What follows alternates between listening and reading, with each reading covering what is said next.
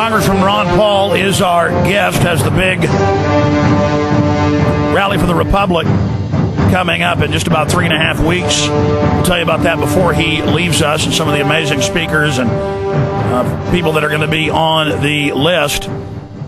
Congressman, finishing up with the economy, the mainstream media gets the public to focus in on what's happening with oil or gold or inflation day to day, instead of looking at the year-long and decade-long graphs where gold's going straight up, oil's going straight up, every commodity's going straight up, the dollar's going straight down.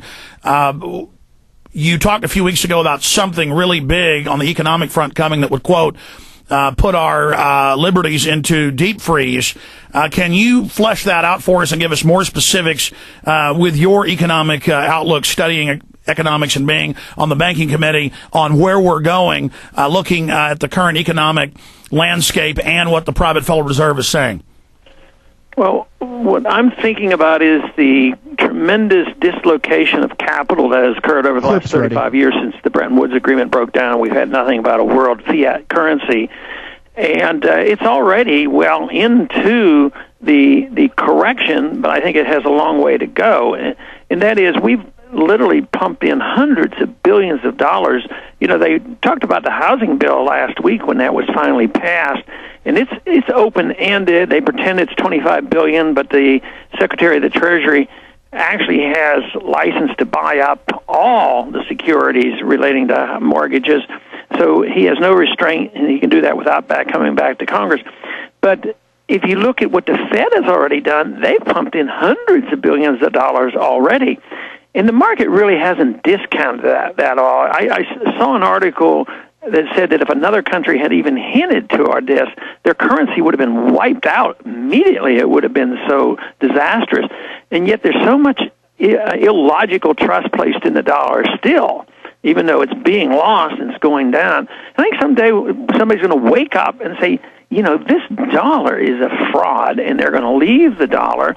And the reason I think about this in light of our foreign policy is, you know, there's still a bunch of people in Washington that want to go and bomb Iran. And if they do that, I mean, just the psychology of this and the pressure on the military and the pressure on the oil and everything, that would be the precipitating event I see as a financial collapse. And when you have that, you have a political crisis. And I just happen to believe we're vulnerable. It's just that I don't have a timetable. I can't say next week it's going to happen or next month, but I do believe it's going to happen unless we wake up, and right now it doesn't look like we're waking up very fast. The Federal Reserve has signaled for years they plan to just print more money, issue more liquidity. Now Barack Obama proposed Saturday a $150 billion or $1,000 credit per U.S. citizen for increasing energy costs. But that's, again, borrowing from the private bankers again and borrowing from foreign countries again instead of fixing the problems we have with our energy system of not enough refineries and not allowing drilling in places like Anwar in Alaska. Congressman, what's your take on Barack Obama wanting a $150 billion energy check to be sent out to the American people? Well, it's just more of the same, and it should send shudders through the market. I mean, in time, that is what will push up gold and the dollar down, but the immediate results haven't been that way because, of course, he's not president yet, and they may well do that later. So markets are sort of fickle. Sometimes they react immediately in the wrong direction, then they finally wake up and they do the other thing.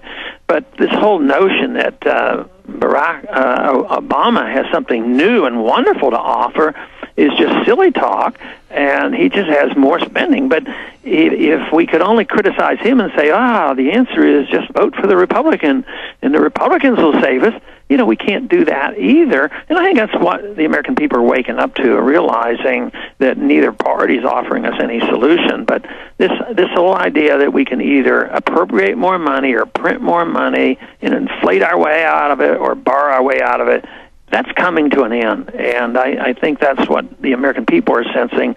And the frustrations with the American people are way ahead of what's going on in Washington. A crisis of confidence. You've always spoken, going back decades, about the fact that once the government started going bankrupt, once the dollar started imploding and eroding because of the policies they were setting, you knew that that would eventually precipitate out, that there would come a point where we were at a crossroads of, would the government be able to offer the solution of even more government and bring us into total tyranny once we came to the crossroads, or would we, liberty lovers, those that want to legalize freedom, get to the point of educating the public enough so that they push for a real solution, a true free market, Republican form of government? A, do you think we're approaching that true flashpoint or crossroads? And B, which way do you see us going? Mm-hmm. Well, I can't say for sure, and I don't think anybody knows, but we're getting awfully close to that. I have concluded that we will not, gradually improve ourselves in Washington, that we get a better Congress and we work our way out of it, which in theory you could do that. If you did the right things, you'd suffer a bit, but we could work our way out of it. I think we're going to continue to have the politicians always do the bailouts, as well as Treasury and as well as the Federal Reserve, which means that we will come to a crisis. And the question is what you bring up. Will there be enough of us to pick up the pieces, or will the authoritarians who've ruined the system come in and hold it together just by more brute force? And history says that generally what happens is brute force is used to hold the people together. And I'm just hoping and working for the day, believing that there's enough of us left. There is a remnant, and we have access to spreading our messages through radio and through the internet, there will be enough of us that we can stand up to the authoritarians. But I think the results are yet to be found out. Well, Congressman, we're gearing up to educate the public peacefully. Meanwhile, the authoritarians, in all their major white papers, Defense Department, Ministry of Defense in England, they admit they're gearing up to counter the people who don't want to go into bondage and third world serfdom in this whole high-tech overlay. And so clearly the enemy of liberty understands that and is gearing up with propaganda, militarily, police-wise, to oppress the people. Can you speak to that in this latest example of where they've just announced without warrants they're going to seize everybody's computers? They already started it at the border and send them off for months for them to download the contents of your laptop or your iPhone, which and then they're having, quote, private corporations who are sharing the data. I mean, it's a race towards Orwell. Yeah, and it's always, for good reasons. I mean, somebody coming into this, they start with the borders, and they say, well, you might be a terrorist, so we have to know what's in everybody's computer. So it's always playing on this, we're going to take care of you. But just think of all these lists and ID badges and everything else that they want to have, national ID cards. It's always done to keep out the illegals.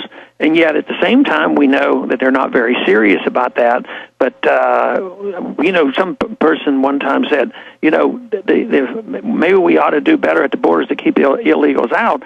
But if we have too many fences, it may be that those fences are going to be used to keep us all in.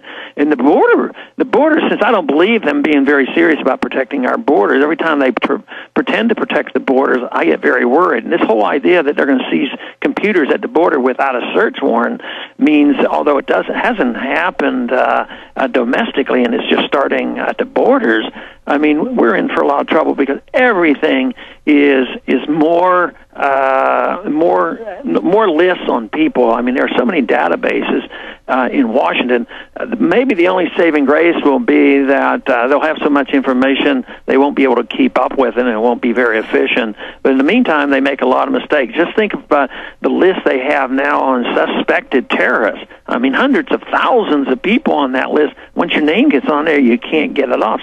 So much abuse and so much distrust that exists from this. So, Congressman, what about federal funding for police to go knock on people's doors and, quote, ask to look for illegal guns randomly? Now the Illinois governor has announced 2 weeks ago, NBC and Chicago Tribune, that they want to, quote, use the National Guard in anti-gun sweeps. I mean, it's getting so bad. What should we do about this?